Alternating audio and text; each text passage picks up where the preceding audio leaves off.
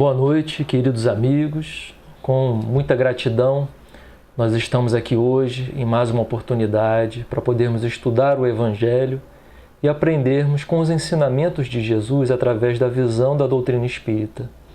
Queria deixar aqui inicialmente um grande abraço de acolhimento para todos aqueles que nos acompanham através da internet, seja na sua casa, na rua, no seu carro, no seu trabalho, onde quer que você esteja.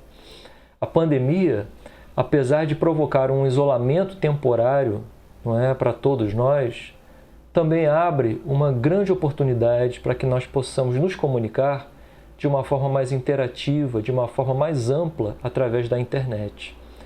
Então, se antes as nossas reuniões elas eram estritamente dentro da nossa casa espírita, hoje nós podemos nos reunir através dessa grande praça pública que é a internet. E isso nós podemos fazer a qualquer hora, em qualquer lugar do mundo que nós estivermos.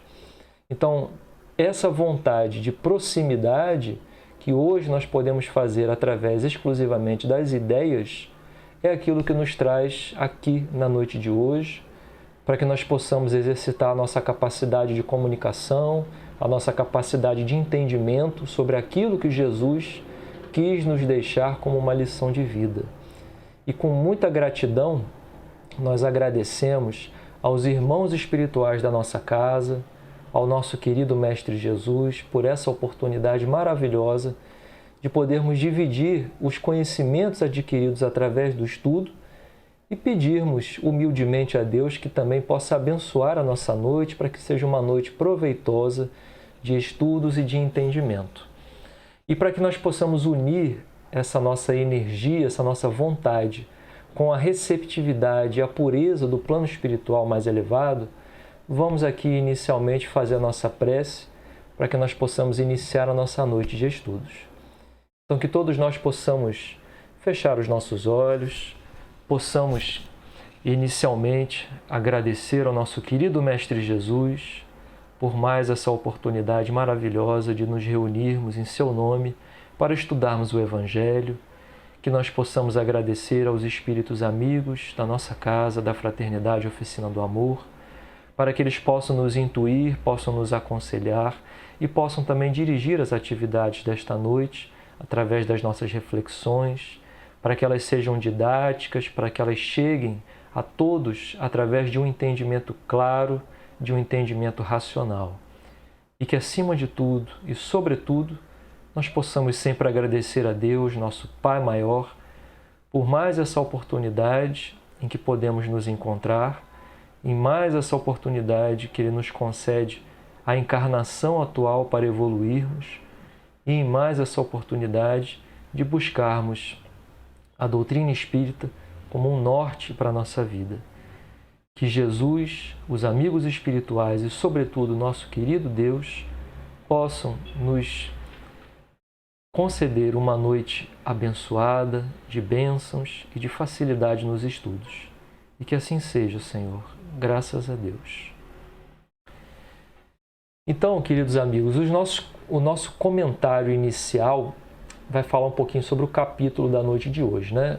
O nosso capítulo de hoje, ele traz para a gente um desafio enorme, assim, para o nosso entendimento, porque o Kardec, de uma forma bem didática, ele foi organizando vários trechos do Evangelho de Jesus dentro de todos os capítulos desse livro, do Evangelho segundo o Espiritismo, e nesse capítulo, quando ele organizou esses textos, ele colocou um título no capítulo que é muito peculiar, que se chama A Estranha Moral. E por que o Kardec chama esse capítulo de Estranha Moral? Bom, o próprio Kardec ele vai justificar no início do capítulo, quando ele vai escrever o seguinte: certas palavras, muito raras, aliás, de Jesus, fazem um contraste tão estranho com a linguagem de Jesus que, de uma forma até instintiva, nós repudiamos o seu sentido literal. Por que o próprio Kardec acha que isso acontece, né? Por que algumas palavras de Jesus soam tão estranhas para a gente? Bom, como os evangelhos do Novo Testamento foram escritos muito tempo depois da morte de Jesus, é natural que a essência do pensamento dele não tenha sido bem traduzida pelos evangelistas. Esse é o argumento de Kardec, que o Kardec traz aqui. Ou o mais provável, diz o Kardec, é que o sentido primitivo das palavras de Jesus tenha sofrido o quê? Algum tipo de alteração, de adulteração, quando foi traduzido de uma língua para outra. Porque Jesus ele se comunicava na época em aramaico. E os textos que foram encontrados muito tempo depois, eles estavam escritos em quê? Em grego. Então o Kardec comenta para a gente que basta que um erro tenha sido cometido na primeira tradução, para quê? Para que ele tenha se repetido por todos aqueles que foram copiando os evangelhos para sua divulgação depois. O Kardec, inclusive, ele traz um exemplo da palavra odiar. Porque quando Jesus afirma o seguinte: se alguém vem a mim e não odeia o seu pai e a sua mãe, e como o idioma falado por Jesus era um idioma muito pobre, com palavras que não eram suficientes para traduzir o pensamento de uma forma adequada, era muito comum que acontecesse o quê? Num idioma pobre, certas palavras elas acabam tendo mais de um significado, ou significam uma coisa ou outra, dependendo de quê? Da entonação que aquela palavra era dita. E isso pode causar, e vem causando ainda, muita confusão. Inclusive, isso acaba fazendo o quê? Que nasçam muitas e novas religiões, que a gente vê hoje a diversidade de religiões que existem, né? Que são, na verdade, o quê? Se a gente for analisar, são novas formas do ser humano interpretar os mesmos fatos e as mesmas palavras que estão no Evangelho de uma forma diferente. E aí passam a criar a sua própria congregação, a sua própria religião, porque interpretam de uma forma diferente as mesmas passagens de Jesus. Então isso, como a gente diz, dá pano para manga. Isso causa confusão. Então, aparece aqui para a gente, depois da gente fazer esse rápido raio-x, vamos dizer assim, aparece aqui basicamente duas formas para que nós possamos identificar essas palavras estranhas, vamos colocar assim, que são ditas por Jesus. Primeiro, como diz o Kardec, pode ser um erro na tradução e na interpretação, que foi o quê? Foi sendo repetido durante bastante tempo. E pode ser também porque nós não levamos em consideração como viviam as pessoas na época de Jesus. E com isso, nós deixamos de lado os acontecimentos históricos e ficamos numa interpretação literal sem conseguir alcançar o sentido do texto. Então, quando nós lemos o Evangelho, nós achamos que as pessoas que viviam naquela época possuíam o quê? Os mesmos costumes e os mesmos hábitos que nós temos hoje. E só para fazer uma distinção, né, um pouco mais clara, é só pensar os hábitos das pessoas que viviam há pouco mais de 50 anos atrás, aqui no Brasil, que eram hábitos diferentes, e alguns até muito diferentes, de como vivem as pessoas hoje. Existem palavras, existem comportamentos que vão sumindo com o tempo, enquanto outros novos vão aparecendo. Então é impossível que a gente queira pegar um texto com um acontecimento que já teve há mais de 2000 anos atrás e achar que as pessoas viam as coisas da mesma forma que nós vemos hoje.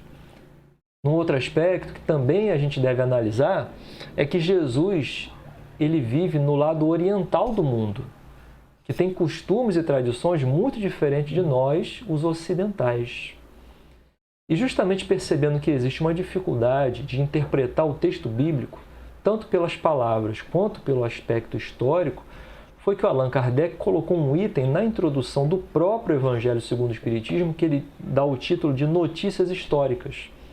E lá ele vai falar o seguinte para a gente: olha, para compreender melhor algumas passagens dos Evangelhos, é necessário conhecer o quê? O valor de certas palavras que são utilizadas nos Evangelhos e que frequentemente caracterizam a situação da sociedade judaica e dos costumes daquela sociedade naquela época. Essas palavras, elas já não tendo mais para nós o mesmo sentido, muitas vezes elas foram o quê? Foram mal interpretadas e por isso mesmo criaram muitas dúvidas. Então, cada época tem o seu próprio vocabulário, a sua própria forma de se exprimir para ser entendida. E Jesus sabia disso. Jesus sabia que, por isso, em muitas ocasiões, ele teria que utilizar o quê? Ele teria que utilizar a figura de linguagem, através das parábolas, para conseguir criar o quê? Uma imagem mental para que o entendimento das pessoas fosse facilitado em qualquer época. E isso não é de se estranhar, porque a gente também faz isso o tempo inteiro. Qualquer professor, ele tem que adaptar a sua forma de ensinar de acordo com o quê? De acordo com o grau de entendimento, com o grau de sofisticação do pensamento daqueles que estão ouvindo e buscando aprender com ele. E por que nós estamos conversando sobre isso justamente agora no início da nossa exposição? Porque em algumas passagens do Evangelho, nós vamos precisar recorrer à forma como foram traduzidas algumas palavras de Jesus. Vamos precisar prestar atenção nisso. E em outras situações, nós vamos precisar o quê? Analisar como viviam as pessoas naquela época. Mas aí aqui eu queria acrescentar mais um item na hora que a gente vai fazer a interpretação de qualquer passagem do Evangelho. O sentido espiritual. Jesus, ele já era um Cristo desde a época em que ele formou o nosso planeta.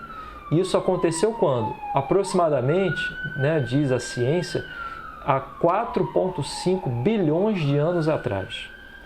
Então, um espírito que já tem um grau de adiantamento muito longe daquilo que nós somos hoje e que já adquiriu uma forma de se comunicar que é totalmente espiritual. Jesus é um espírito que já se comunica de uma forma totalmente espiritual. E para justificar isso que eu estou falando, basta que a gente dê uma olhadinha na questão número 100 do Livro dos Espíritos, em que o próprio Allan Kardec lá, ele vai organizar o quê? Uma escala de adiantamento dos espíritos que nós conhecemos. E quando ele fala dos chamados espíritos puros, ele escreve que as características gerais que identificam esses espíritos são o quê? Que eles não sofrem nenhuma, vejam bem a palavra, eles não sofrem nenhuma influência da matéria. Eles possuem uma superioridade intelectual e moral absoluta em relação aos espíritos de qualquer outra ordem. E levando esse aspecto também em consideração, nós vamos perceber que tudo aquilo que Jesus fala tem um sentido material, de acordo com os costumes da sua época, mas também tem um sentido espiritual, que fala diretamente com o espírito imortal que todos nós somos. Então, apenas para ficar assim de uma forma didática, nós vamos tentar dividir a nossa exposição, a nossa conversa de hoje em duas partes, fazendo primeiro uma interpretação dessas passagens de Jesus, utilizando esses dois critérios, uma interpretação literal das palavras de Jesus e também tentarmos alcançar um pouquinho da interpretação espiritual daquilo que ele está dizendo. Então vamos agora iniciar a nossa primeira parte, vamos dizer assim, né? Olhando para o aspecto mais literal das palavras de Jesus. O primeiro trechinho do Evangelho que nós vamos analisar, ele está lá no Evangelho de Mateus e ele diz o seguinte para a gente: aquele que houver deixado por meu nome a sua casa, seus irmãos ou suas irmãs, ou seu pai, ou sua mãe, ou sua mulher, ou seus filhos, ou suas terras, receberá o cêntuplo de tudo e terá por herança a vida eterna. Bom, a primeira coisa que nós vamos perceber nesse trecho é que Jesus está reforçando claramente para a gente aqui a ideia do pronome possessivo. Repararam nisso? Esse sentido de posse, seu pai, sua mãe, seus filhos, seus irmãos, esse sentido de posse que a gente tem em relação às coisas e às pessoas é uma das grandes ilusões que nos levam a grandes dores. E por que eu estou dizendo isso? Um espírito chamado Hamed, ele tem um livro muito bacana chamado As Dores da Alma. E ele vai nos dizer nesse livro o seguinte: por trás de cada dor existe o apego. O apego está sempre ligado a cada dor. Isso não vai dar para a gente refletir na noite de hoje, mas é um ponto que a gente pode carregar para reflexões posteriores, né? Então, quando Jesus fala que nós devemos deixar a nossa casa, as nossas terras, ele está falando o quê? Dos bens materiais. E só para comentar bem rapidamente sobre essa ideia de posse, essa ideia de propriedade, nas instruções dos Espíritos, no capítulo 16, quando o Espírito Pascal ele vai falar sobre a verdadeira propriedade, o que ele diz para a gente? Ele fala o seguinte: olha, verdadeiramente o homem ele só possui como sua propriedade o que ele pode levar deste mundo. O que ele encontra quando ele chega e o que ele deixa quando ele parte, isso ele desfruta durante a sua permanência na Terra. Mas quando Jesus fala para a gente em deixar ou abandonar o seu irmão, a sua irmã, o seu pai, sua mãe, sua mulher e seus filhos, ele não está falando para a gente, e isso tem que ficar bem claro, ele não está falando para a gente sair de casa. Mas ele está falando da dificuldade de conviver dentro da mesma casa ou da mesma família com ideias diferentes. Quem não tem um exemplo de alguém que segue, por exemplo, uma religião ou uma doutrina espiritualista diferente dos outros da própria família e muitas vezes encontra uma série de problemas para poder conviver dentro de casa? Principalmente, acho que para quem é espírita, né? E convive com pessoas de outras religiões dentro da família, sabe como em algumas situações é difícil de conviver com as opiniões e os comentários sobre a nossa escolha de vida e a nossa busca espiritual. Então, abandonar pai e mãe, irmãos e filhos não significa necessariamente sair de casa, mas entender que cada espírito sobe a montanha, vamos dizer assim, do autoaprimoramento sozinho. Ninguém pode evoluir ou ninguém pode se aprimorar em nome de alguém. Essa jornada é uma jornada individual e intransferível. E nessa passagem, Jesus está nos falando sobre o quanto que é importante não dar valor excessivo para os bens materiais e, ao mesmo tempo, saber que o seu caminho espiritual ele é só seu. Por isso, quem não conseguir deixar para trás o apego material e quem não conseguir avançar individualmente no seu autoaprimoramento, no seu autodesenvolvimento, não vai conseguir aproveitar todos os benefícios de uma vida espiritual. Quem conseguir fazer isso, mesmo durante a sua passagem pela matéria, Jesus afirma, vai receber uma recompensa. Vai receber 100 vezes de tudo aquilo que já possui e vai ter como herança a vida eterna do espírito imortal. No segundo trechinho que o Kardec traz para a gente, esse segundo trecho ele está onde? Está no Evangelho de Lucas.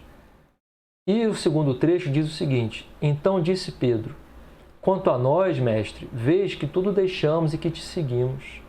E Jesus responde a Pedro, em verdade vos digo que ninguém deixará pelo reino de Deus a sua casa, ou seu pai e a sua mãe, ou seus irmãos, ou sua mulher, ou seus filhos, que não receba ainda neste mundo muito mais, e no século que vier, a vida eterna.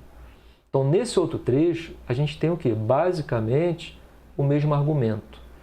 Só que o evangelista Lucas, ele trouxe alguns itenzinhos a mais que nós podemos explorar aqui também.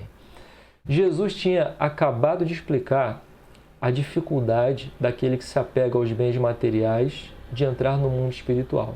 Porque, se a gente for pegar o evangelho, antes dele falar esse trechinho que nós lemos agora, Jesus fez o quê? Ele explica, né, aquela passagem sobre o rico, em que ele diz que é mais fácil um camelo passar pelo buraco de uma agulha do que alguém que é rico, ou seja, de alguém que se apega aos bens materiais, entrar no reino dos céus.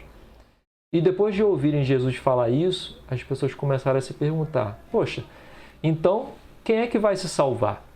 Né? Se nós devemos abandonar toda e qualquer influência sobre os bens materiais, quem se salva no final?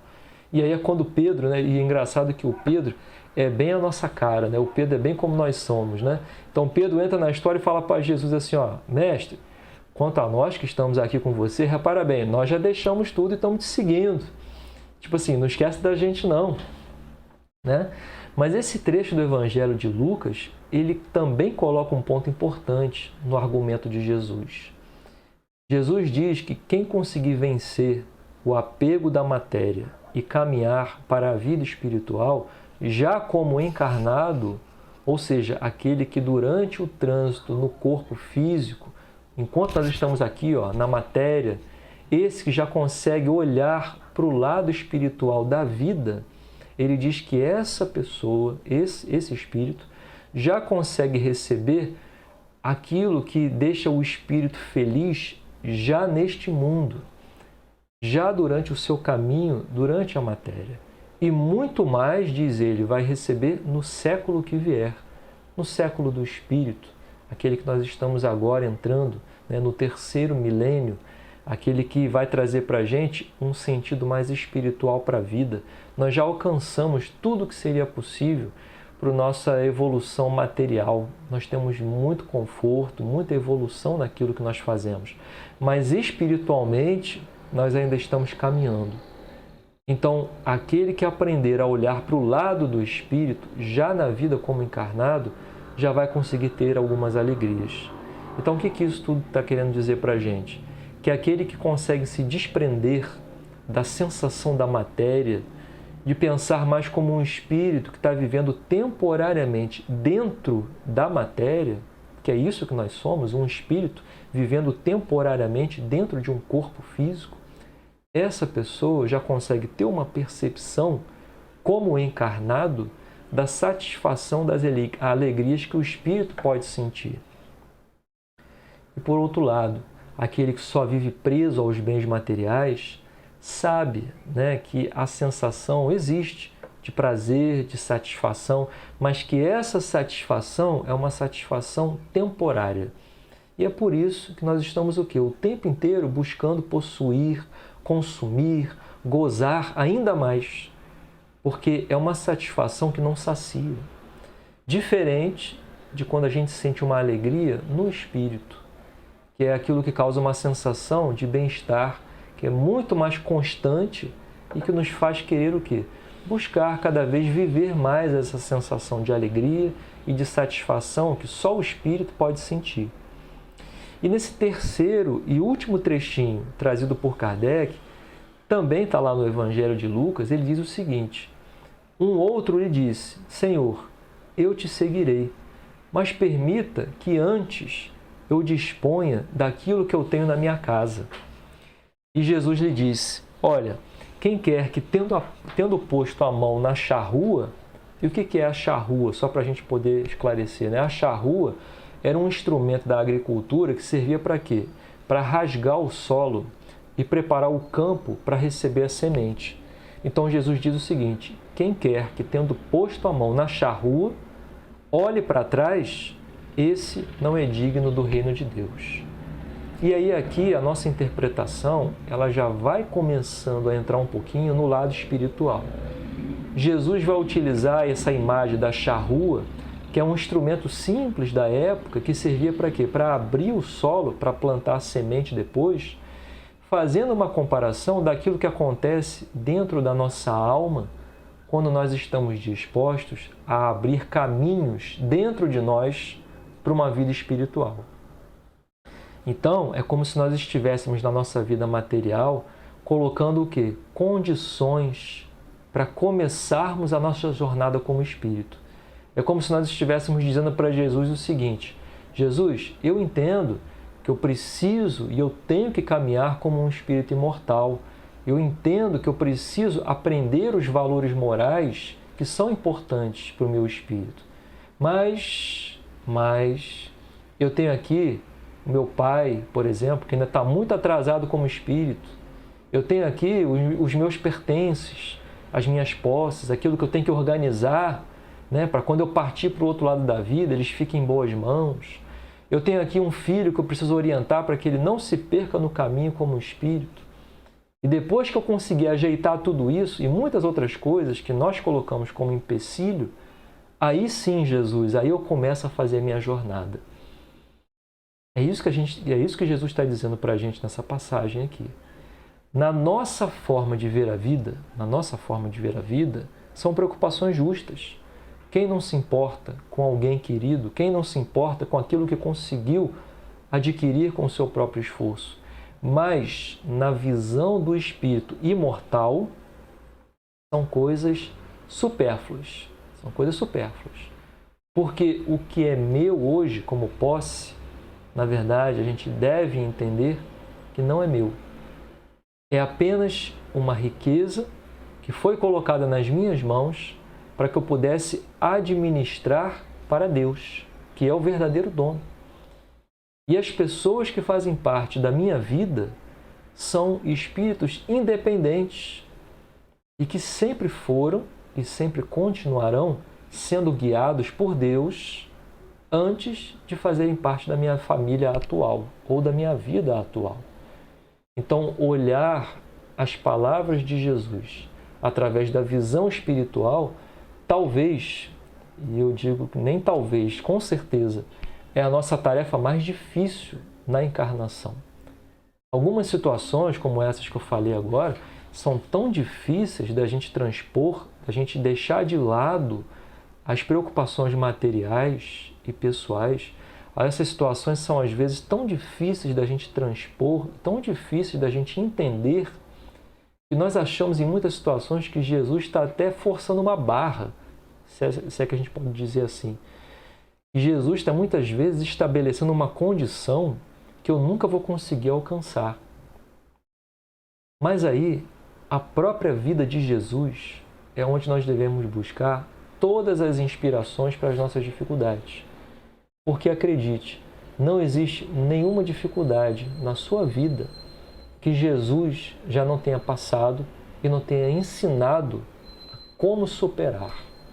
Então eu separei um texto que fala bem sobre isso, do Espírito Emmanuel, e esse texto ele está no livro Caminho, Verdade e Vida, no capítulo 154, e esse texto se chama Renunciar. E aí o comentário do Emmanuel é justamente sobre o versículo do Evangelho de Mateus que nós estamos estudando, em que Jesus fala para a gente aquilo que a gente já leu, né? E todo aquele que tiver deixado a sua casa, seus irmãos, suas irmãs, seu pai, sua mãe, sua mulher, seus filhos ou suas terras, por amor do meu nome, receberá 100 vezes e herdará a vida eterna. Então, o Emmanuel vai falar um pouquinho sobre esse versículo do Evangelho.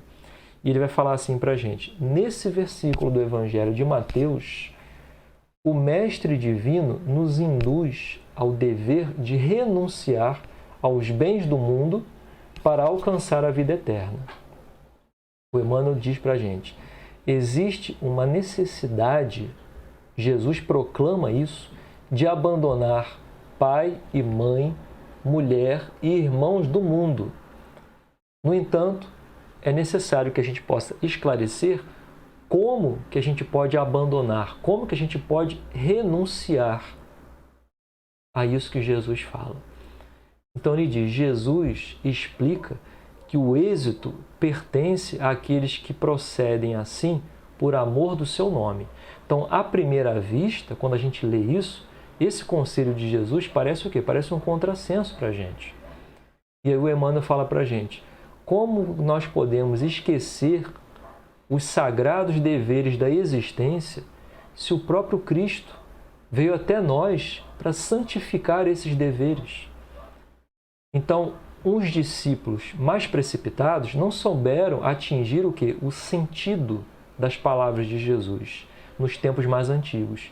E o Emmanuel diz, numerosos irmãos de ideal fizeram o quê? Se recolheram na sombra dos conventos, se recolheram, se isolaram do mundo, esquecendo as obrigações superiores e inadiáveis da vida em comum. E aí o Emmanuel vai falar para a gente, é fácil, porém, reconhecer como Jesus renunciou. E aí ele vai falar para a gente agora. Para os companheiros que o abandonaram, Jesus aparece glorioso na ressurreição. Não obstante as hesitações dos amigos, ele divide com eles, na Santa Ceia, as alegrias eternas. Para os homens ingratos que crucificaram ele oferece o sublime roteiro da salvação com o Evangelho e nunca se descuidou um minuto das criaturas. Observemos, portanto, o que representa renunciar por amor ao Cristo.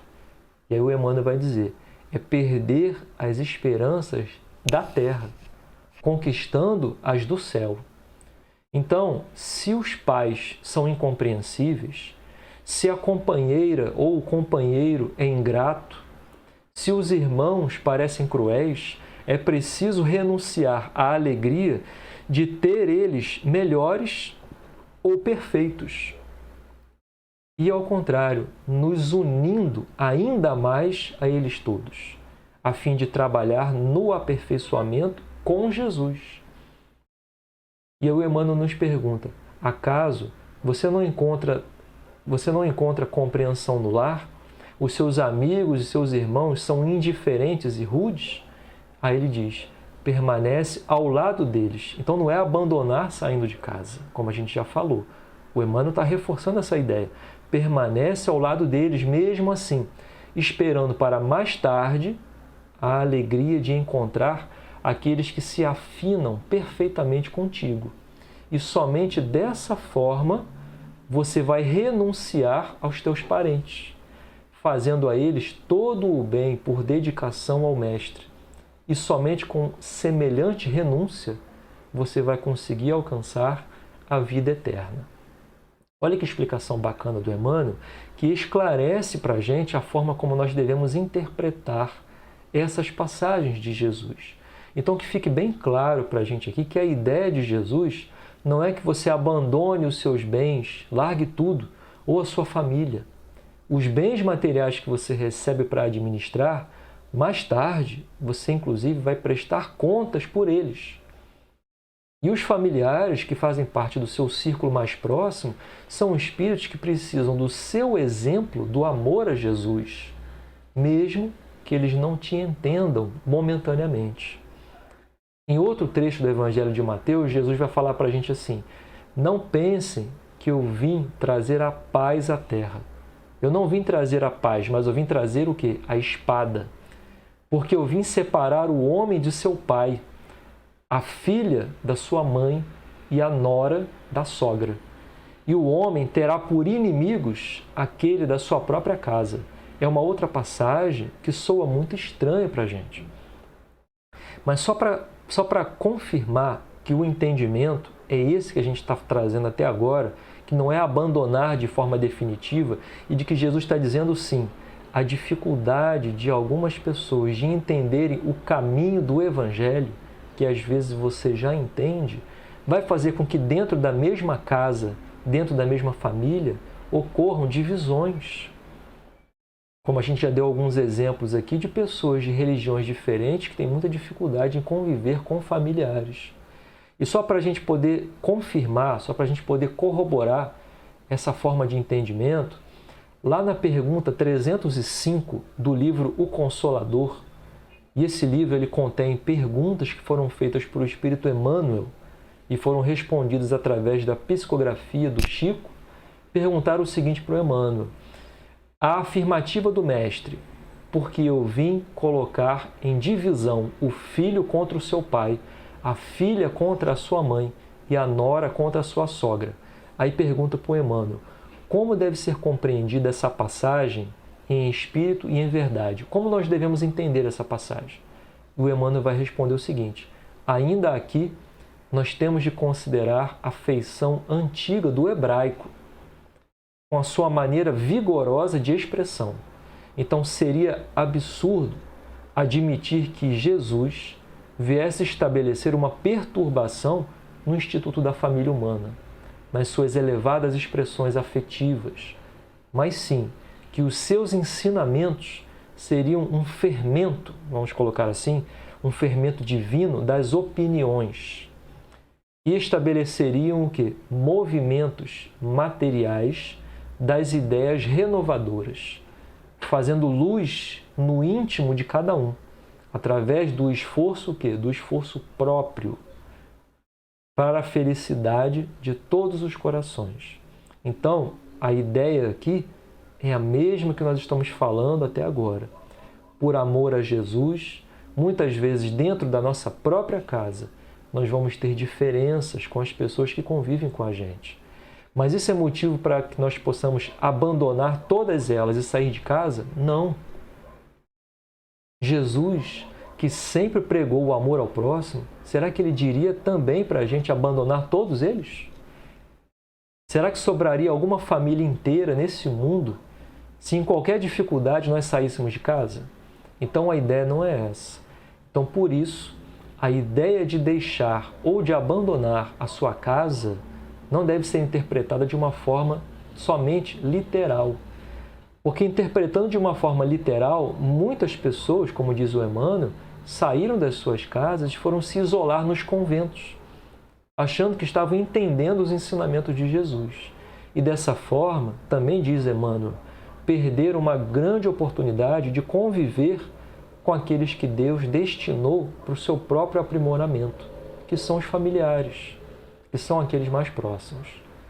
Então, depois da gente fazer esses comentários sobre as passagens do Evangelho que o Kardec colocou para a gente nesse capítulo, agora a gente entra um pouquinho naquilo que eu chamei no início, né, de uma segunda parte da nossa exposição, onde a gente vai tentar, pelo menos tentar um pouquinho, trazer uma interpretação espiritual das palavras de Jesus. Então, agora nessa segunda parte, eu queria muito que a gente pudesse focar nos ensinos espirituais que estão atrás das palavras de Jesus. E que muitas vezes ele precisou utilizar o quê? Jesus, em muitas vezes, nos ensinando naquela época, e para conversar com as pessoas da sua época, ele precisou utilizar o quê? Elementos materiais, elementos da vida comum do povo. Para quê? Para que pudesse nos ensinar e nos mostrar também o outro lado da vida. Porque no nosso pouco entendimento sobre a vida espiritual, em algumas situações é preciso fazer comparações para que nós possamos entender melhor. Então nós entendemos tão pouco da vida espiritual que para compreender um pouquinho melhor o nosso destino como espíritos, em muitas ocasiões nós precisamos fazer comparações com coisas que nós já conhecemos na matéria. Então vamos trabalhar um pouquinho as ideias espirituais dentro do texto. Lá no início, quando a gente pegou a primeira passagem do Evangelho de Mateus, quando Jesus diz o seguinte: aquele que houver deixado por meu nome a sua casa, terá a vida eterna. Bom, analisando o sentido espiritual das palavras, nós podemos pensar, será que Jesus estava falando apenas da nossa casa material, como nós entendemos? O capítulo 3, eu vou trazer aqui uma informação legal. No capítulo 3 do livro No Mundo Maior, de André Luiz, quem tiver a curiosidade, vai lá nesse capítulo e vai ver que o título do capítulo se chama o seguinte: A Casa Mental. Olha que interessante. Nesse capítulo, o André Luiz ele vai narrar para a gente uma conversa que ele tem com o mentor Calderado. E vai explicar para ele o quê? Que a nossa mente ou o nosso cérebro, ele funciona como se fosse uma casa que tem 3 andares. Olha que coisa interessante. Então, no primeiro andar, diz o Calderado, é onde ficam aquilo que nós chamamos de impulsos, instintos, o nosso lado mais atrasado. No segundo andar dessa casa é onde ficam o quê? Onde ficam as nossas conquistas atuais, o meu patrimônio atual na presente ou na última encarnação. E no chamado terceiro andar dessa casa é onde fica aquilo que ele chama de casa das noções superiores, que vai nos indicar aquilo que nós queremos atingir. Então, existe uma analogia que a gente pode fazer com a nossa mente, com a nossa capacidade de pensar, sobre a nossa capacidade de refletir sobre a vida, como se fosse uma casa mental, uma casa que abriga ideias e pensamentos.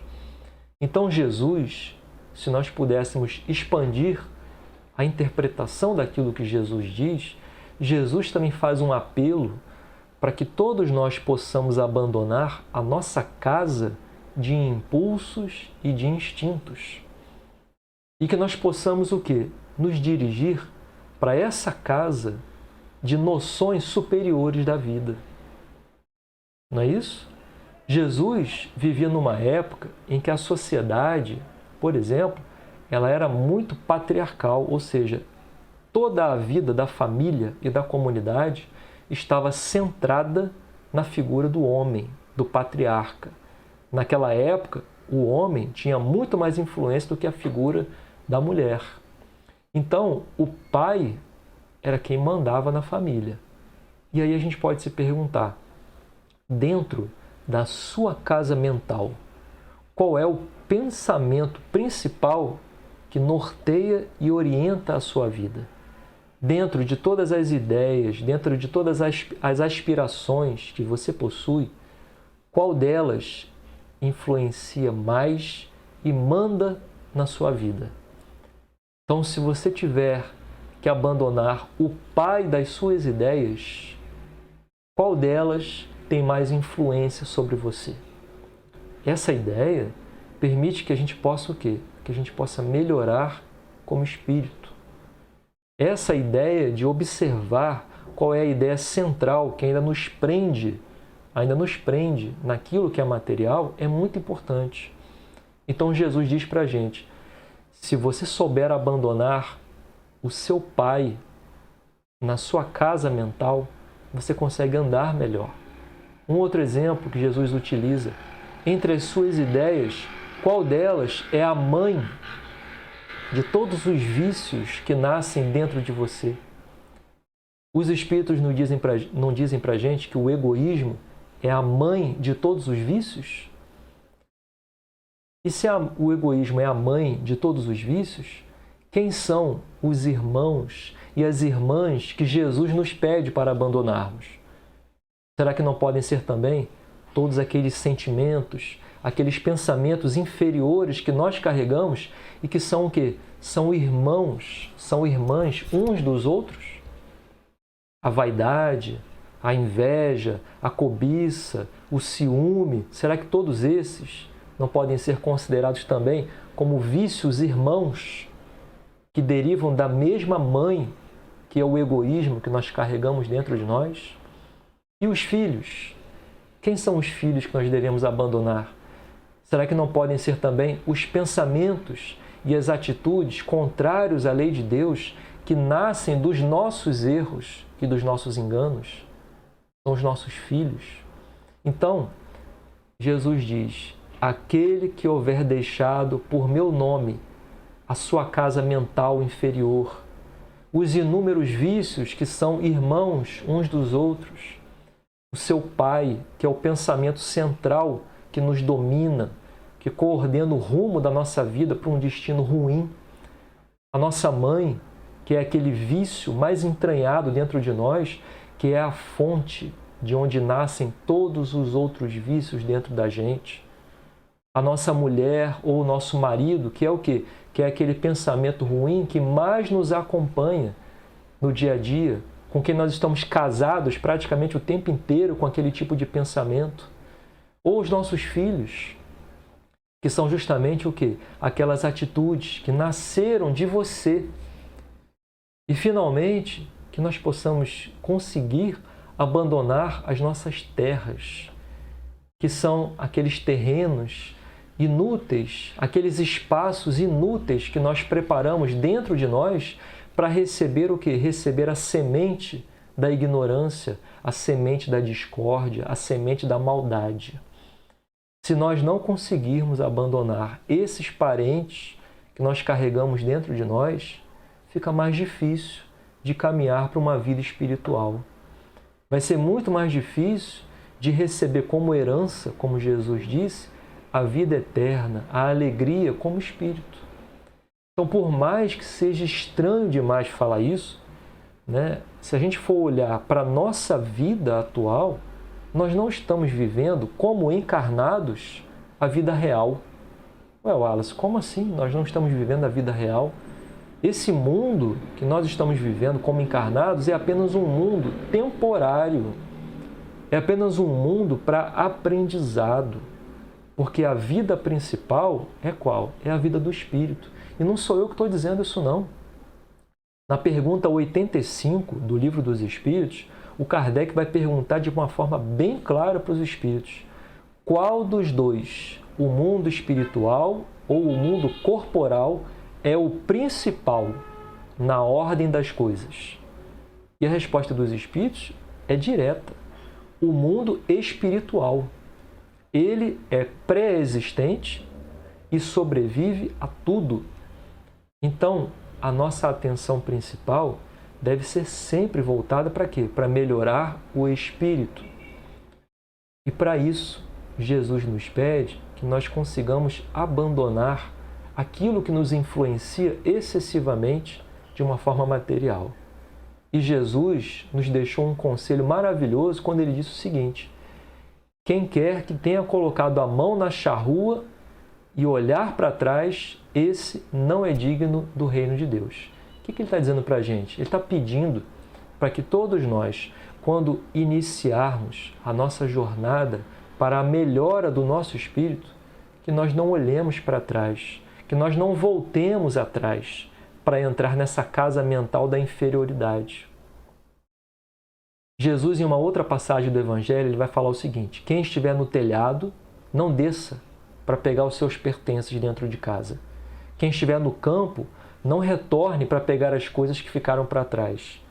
Essas também foram recomendações de Jesus quando ele fala sobre o quê? Sobre a vinda do reino de Deus. Ou seja, sobre a chegada de um momento espiritual diferente para o planeta Terra. A chegada daquilo que nós entendemos hoje como um mundo de regeneração, onde nós podemos viver de uma forma um pouco menos dolorida, com confusão, e as brigas excessivas que nós temos hoje, elas vão acontecer de uma forma menos frequente.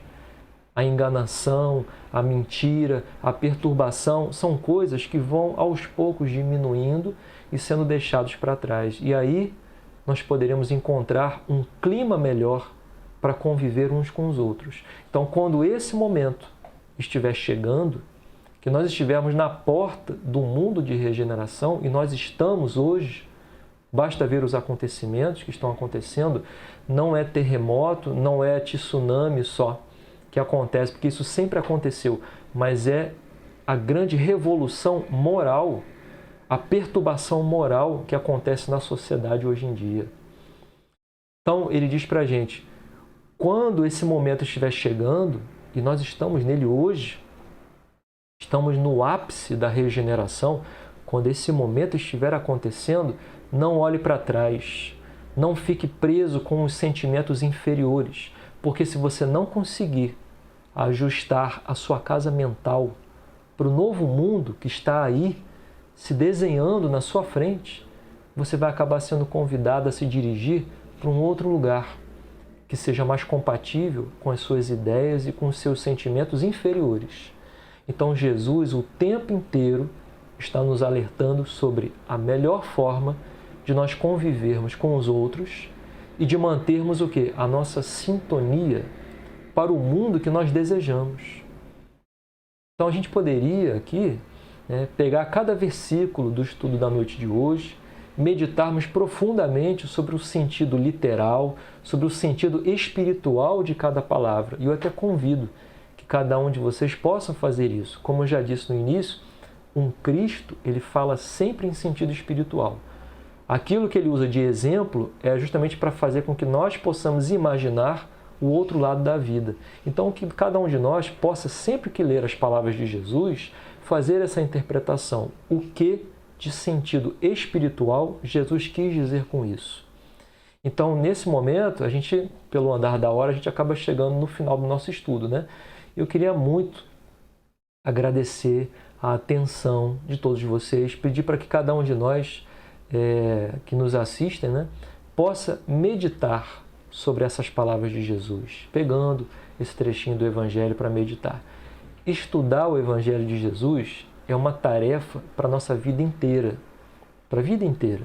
As palavras de Jesus, elas têm um significado e um alcance muito maiores do que a gente pode imaginar.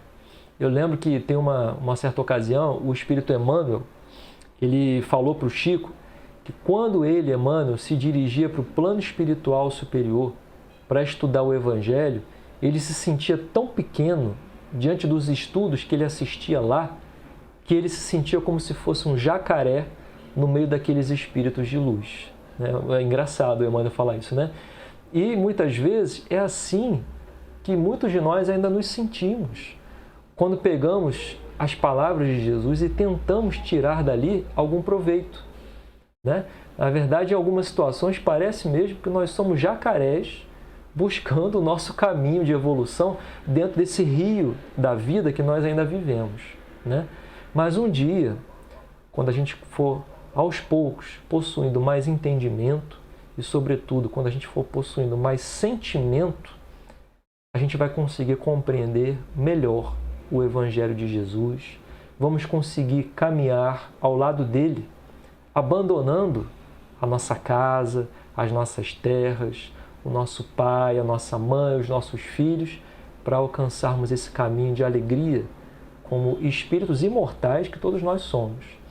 Então, que a paz, que o sentimento generoso de amor de Jesus possa ficar com todos nós e que a gente possa terminar o nosso estudo da noite de hoje, mais uma vez, fazendo a nossa prece, agradecendo por mais essa oportunidade. Então, que cada um de nós possamos, nesse momento, fechar os nossos olhos e que possamos, unindo os nossos pensamentos e os nossos sentimentos, elevarmos a nossa prece, o nosso pensamento a Jesus, agradecendo a esse querido Mestre por mais essa oportunidade em que podemos aqui em poucos minutos meditarmos um pouco sobre as suas palavras. Querido Jesus, guarda o nosso coração e o nosso entendimento para uma vida melhor. Permita que diante desses dias tão tumultuados, desses dias tão perturbadores, nós possamos relembrar os teus ensinos, as tuas palavras e possamos utilizar para termos mais tranquilidade na vida, possamos ter mais perseverança e mais fé diante de tantos acontecimentos que nos deixam desnorteados. Que os espíritos amigos que trabalham contigo, Senhor, possam nos orientar, possam vir até a nossa casa, até a nossa comunidade, até os nossos templos, as nossas igrejas, as nossas casas espíritas e possam trazer esse sentimento de paz e de orientação para todos nós.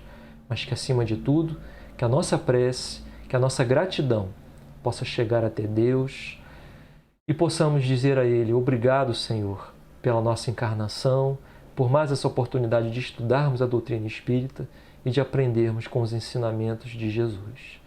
Que Jesus, os irmãos espirituais e, acima de tudo, Deus, nos concedam a permissão para darmos por encerrada mais uma noite de estudos e de reflexões sobre o Evangelho do Cristo. E que assim seja, Senhor. Graças a Deus. Obrigado mais uma vez, queridos amigos, pela atenção e que nós nos vejamos numa próxima. Se Deus quiser, fiquem todos com Deus e tenham uma boa noite.